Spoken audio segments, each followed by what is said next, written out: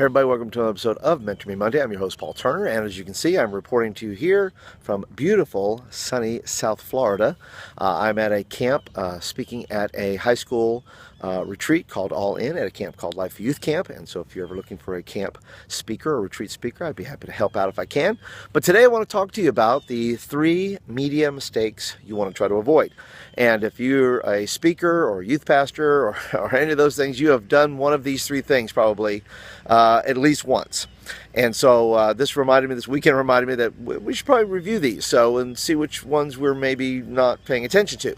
So the first one is that when we use this media mistake, we usually often don't look up the lyrics to songs, right? We want to use a song, and most of the time what we do is we hear the edited version on the radio, and we don't quite catch, the little things in there that may be in the unedited video or audio that we hear. And so I had the brilliant idea, and it was a good idea, by the way, that we did a lip sync contest, right? And we used just common songs that we'd hear, right? And so ones that I'm aware of that were bad, but there's always those ones that slip in there where a word comes up. And now this is not on a scale of 1 to 10, if you want to do it that way, it'd be maybe a 5. That was a word that, so you know what? Probably could have kept that one out. But I didn't do that. I wound up not reviewing all the lyrics of all the songs to make sure that they were going to be appropriate for our audience and things like that. And so, although the night went great, when that little number 5 word came up in this song, I just kind of went, "Oh, really? Oh." And it happens. And so anyway, I took the heat for it. I said, "Look, guys, that is my fault. I apologize to you," and I just took the heat for it. So that's number one. If that happens to you, take the heat for it. Just go ahead and come up front and say, "That's my bad. I should have done better at that." So always check your lyrics. Always check the video. Make sure that what you're seeing, because what we see in our culture and what we see on TV and other places are edited versions and things like that. So make sure you check that. Okay. Number 2. Be sure that your media that you're using, whether it's video or programs or things like that, work on other people's computers. And so, example, if you are using, let's say, a certain font on your computer, if you transfer that and you say, "I'm going to go and do this at some other computer or someplace else in the church, maybe, or on some other computer that is not your own," example, that font doesn't exist there. So it's going to take your font and turn it into something else. So you may have found this really cool font that you say, "Oh, it's perfect. I'm going to use that and it's going to be excellent."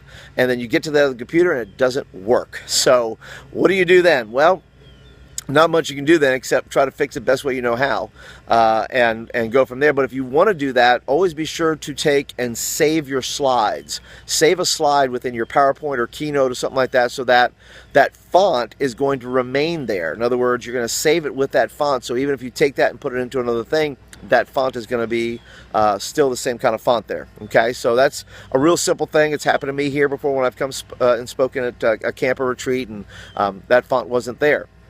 So you want to be sure to have that. And then the third and final mistake that I've made, at least, maybe you have too, is the fact that you don't check all the media. In other words, what I mean by this is you have the sound person or video person or whoever that is to run through every piece of media you're using, whether it's a song, whether it's a video, whether it's a clip, whatever that may be. And by the way, you talk about clips, the same thing for music at the beginning there is the same thing with movies, right? If we don't check the clip, or we remember something one way, and unfortunately it's something completely different. I've done that as well. But in your check down, have your music people or have your media people check everything. Go through your whole slide thing, see if there's any mistakes. Spelling errors drive me crazy, by the way.